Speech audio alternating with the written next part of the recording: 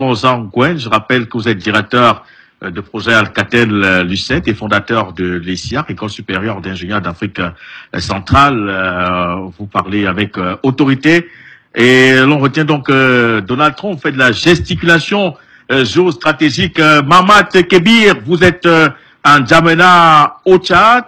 Alors, comment qualifiez-vous aujourd'hui Donald Trump qui, on le sait, lors de sa campagne américaine, n'avait jamais évoqué un seul mot du continent africain et qui, subitement, a un tout petit peu l'appétit pour l'Afrique et surtout pour le Tchad.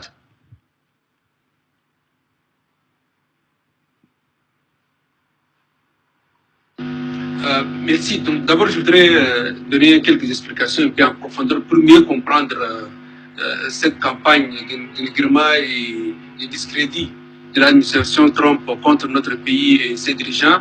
Je voudrais, si vous vous souvenez très bien, en septembre passé, la même administration Trump a accusé le Tchad d'héberger des organisations terroristes sur son territoire.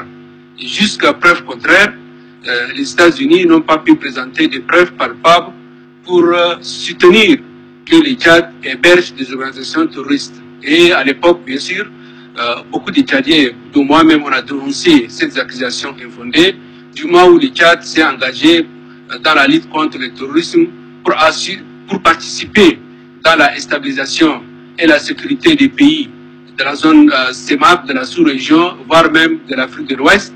Et sur ces terrains, le Tchad a consenti beaucoup de sacrifices, surtout humains, et beaucoup d'argent, plus de 300 milliards de francs CFA. Le Tchad a payé de sa propre caisse pour participer dans l'effort pour la stabilisation et la sécurité en Afrique.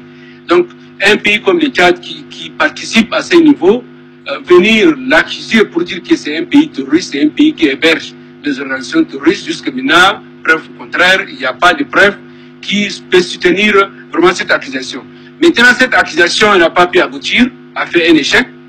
Maintenant, la deuxième accusation aujourd'hui, c'est quoi? C'est d'accuser les chefs de l'État d'être trempés dans une corruption, presque je peux dire une allégation. D'abord, j'ai expliqué bien sûr qu'est-ce qui se cache derrière cette campagne et ces accusations répétées de l'administration Trump. Il faut chercher à comprendre, derrière ces accusations, il y a beaucoup de motivations, il y a des choses que beaucoup de téléspectateurs, voire même des Tchadiens, n'arrivent pas à comprendre. L'année passée, en 2016, la justice tchadienne a condamné l'ESSO, qui est une filiale de ExxonMobil, plus Chevron. La justice tchadienne a condamné ces sociétés pour fraude fiscale et ces sociétés doivent payer un montant de 44 000 milliards 700 millions de francs CFA, soit l'équivalent de 83 milliards d'euros. Et cette accusation, il faut bien le souligner, pour la première fois, un pays de tiers-monde, un pays pauvre, condamne ExxonMobil pour fraude fiscale. Ça, c'est les Américains ont pris comme un affront.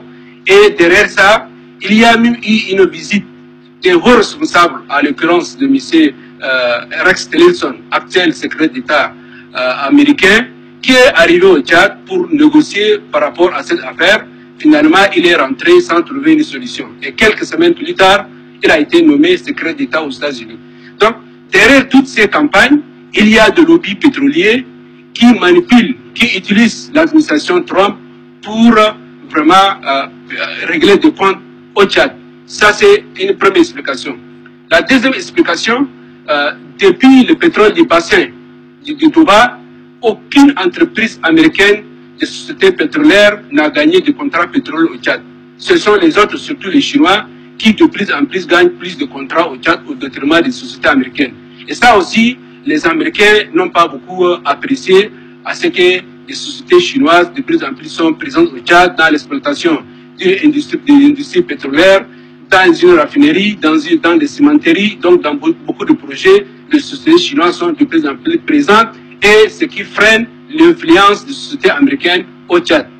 Il y a une troisième explication qu'il faut comprendre derrière ce dossier, l'affaire Glencore. Vous vous souvenez très bien, le Tchad a prêté au niveau de Glencore 1,3 milliard de dollars pour permettre d'acheter la part de Chevron d'un taux de 25%. Et là, donc, ce montant a été gagé sur la vente future du pétrole tchadien. Donc, au fur et à mesure que le prix tchadien est vendu et le Glencore est payé. Mais tout récemment, le Tchad a posé des conditions pour exiger de renégocier ces contrats pétroliers, et les négociations jusqu'à maintenant n'ont pas pu aboutir. Et il y a quelques semaines, il y a une partie du gouvernement tchadien qui est partie à Paris pour négocier. Donc, Glencore, on peut soupçonner d'être derrière cette affaire. Il y a une quatrième explication qu'il faut bien comprendre. Aux États-Unis, il y a des lobbies pro-Qatari qui sont là, et ils peuvent trouver un intérêt pour discréditer, dénigrer l'image du Tchad à travers le président de la République. Et tout ça pour expliquer cela. Lorsque vous lisez le procès verbal de la justice américaine qui a été présenté, et dont j'ai lu le procès verbal, lorsqu'on lit ce procès verbal, c'est un dossier creux, il n'y a pas des arguments fondés. Et lorsque vous lisez le procès verbal, vous allez constater que les emails qui sont supposés être échangés entre Patrick Ho, l'homme d'affaires qui est aux États-Unis, a contacté M. Gadjo au niveau des Nations Unies en 2014. Et quand vous lisez même les différents emails, vous allez constater qu'il y a beaucoup d'amateurisme, il y a beaucoup de légèreté. Comment se fait-il que lorsque des hommes d'affaires qui négocient sur un dossier, et finalement après la fin de la négociation, que les gens partent sur les pourcentages, ainsi de suite. Donc quand vous lisez, c'est un dossier, les arguments qui sont développés, les emails que vous lisez, vous allez constater c'est presque une scène d'un film hollywoodien et qui n'a pas pu développer vraiment des arguments très solides. À travers ça, qu'est-ce que nous devons comprendre? Il faut comprendre que derrière cette campagne, il y a des motivations économiques, des motivations commerciales qui se couvrent derrière les accusations, entre autres le terrorisme, entre autres la corruption du président de la République. Le chef de l'État Idriss Déby ne peut pas être comparé à un montant de 2 millions de dollars qui est l'équivalent de 944 millions de francs CFA au taux de dollars de 2004. Donc le Tchad ne peut pas être exposé pour des corruptions pour un montant de 944 millions de francs CFA, alors que le Tchad a dépensé plus de 300 milliards de francs CFA dans la lutte contre le terrorisme. Donc, voilà en quelque sorte par rapport à ces sujets, j'ai expliqué, d'ailleurs j'ai fait beaucoup de débats et discussions avec mes compatriotes à travers les réseaux sociaux. Je l'ai expliqué, il faut comprendre, c'est une campagne de dénigrement de notre pays, une campagne pour mettre en cause la réputation de notre pays, c'est une campagne aussi pour faire échouer le nouveau plan de développement qui a été préparé, organisé à Paris en mois de septembre. J'ai moi pris part à cette rencontre et je soutiens à ce que le plan de développement puisse se réaliser pour permettre à ce que notre pays engage de grands projets vastes pour permettre vraiment d'enclencher un nouveau processus de développement pour notre pays.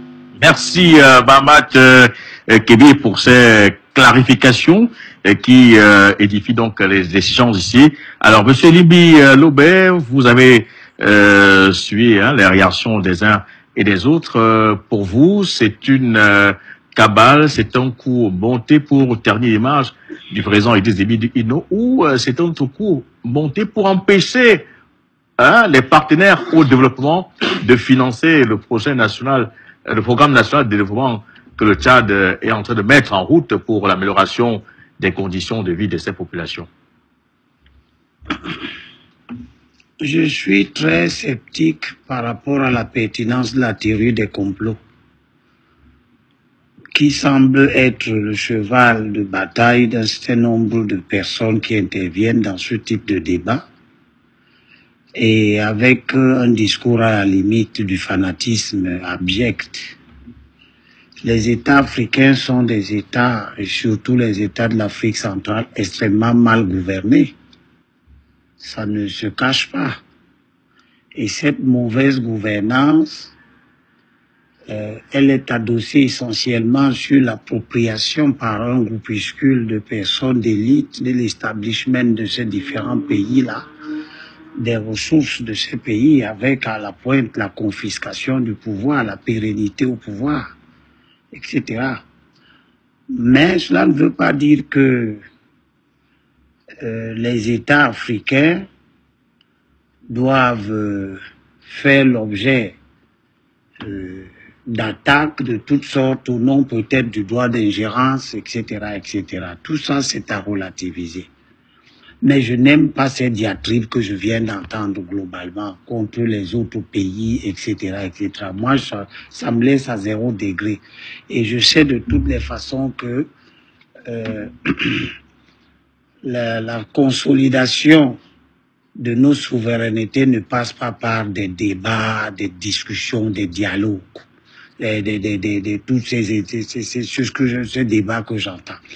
La consolidation de nos souverainetés passe par la maîtrise de la science et de la technique, ce que les gens ne sont pas en train de faire. Ça passe par la capacité à nous rendre sur les marchés avec des productions qui sont les nôtres et que nous pouvons comparer à celles des autres, ce que nous ne savons pas faire.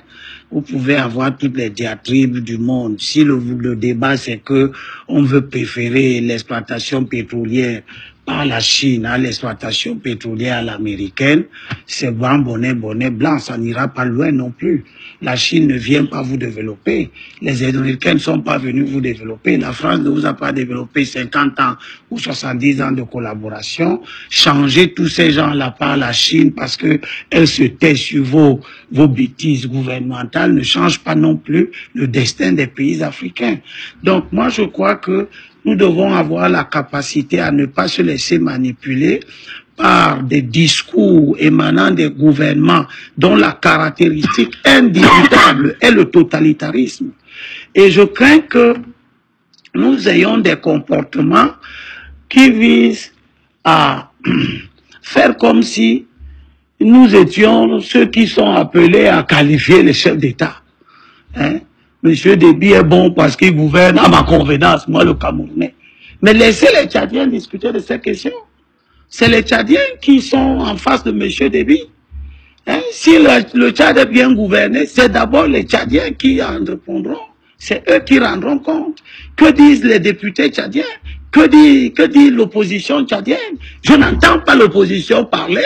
Je n'entends pas les syndicalistes tchadiens parler. Je n'entends pas les intellectuels. Je n'entends pas la société civile tchadienne s'exprimer. Elle s'est exprimée. Bon, enfin, c'est vous qui le dites. Mais ce que moi je vois, c'est des collaborateurs du régime tchadien qui s'expriment à travers un certain nombre de médias à l'effet de mener un combat sur des histoires du genre on veut nous attaquer et tout ça. Moi, je considère ça comme une espèce de fuite en avant.